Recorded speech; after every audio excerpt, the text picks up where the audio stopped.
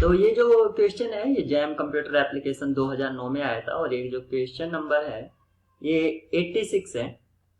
आपसे पूछा गया था एक मैट्रिक्स है और इस मैट्रिक्स की दो आइगन वैल्यूज हमें बतानी थी कि जो आइगन वैल्यूज है, क्योंकि ये जो मैट्रिक्स है इस मैट्रिक्स का जो ऑर्डर है वो 4x4 है और जो स्क्वायर मैट्रिक्स का ऑर्डर होता है उतनी आइगन वैल्यूज होती हैं।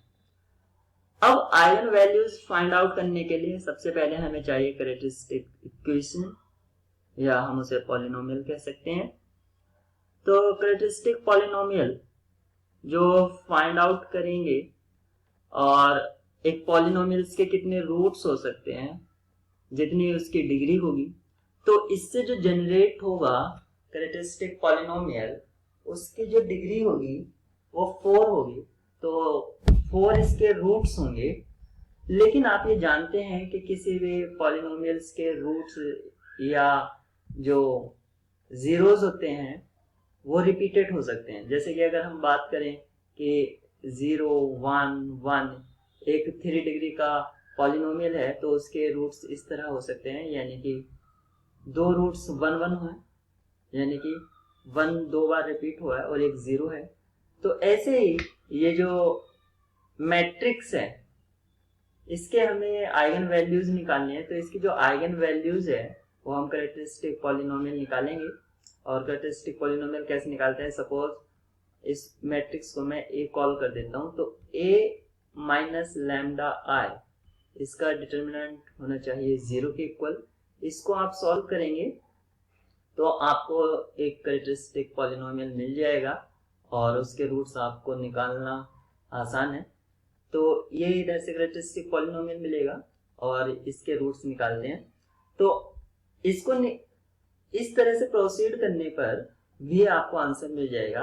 अदरवाइज जब भी आपको मैट्रिक्स गिवन है और आपको आइगन वैल्यूज या आइगन वेक्टर आपसे पूछा जाए तो सबसे पहले मैट्रिक्स को एनालाइज जरूर कर लेना चाहिए कि कहीं वो symmetric, skew symmetric, Hermitian, skew Hermitian, nilpotent, idempotent इस टाइप की मैट्रिक्स तो नहीं है, क्योंकि इनके आइगन वैल्यूज के बारे में कुछ हम जानते हैं, कुछ स्पेशल प्रॉपर्टीज होती है। तो जैसे कि अगर मैं इस मैट्रिक्स को देखूं तो ये मेरा डायगोनल है, ये मेरा डायगोनल है और डायगोनल के नीचे सारी एंटी 0 है। तो ये एक अपर ट्रायंगुलर मैट्रिक्स है। और अपर ट्रायंगुलर या लोअर ट्रायंगुलर इसकी जो आइगन वैल्यूज होती हैं वो डायगोनल एलिमेंट्स होती है।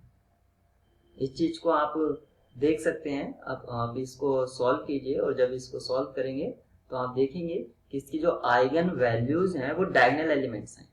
और इसमें जो डायगोनल एलिमेंट्स हैं वो है 1 और 8, यानी कि 1 3 टाइम्स रिपीट हुआ है। यानी कि आप कह सकते हैं कि 1 की जो अलजेब्रिक मल्टीप्लिसिटी है वो 3 है।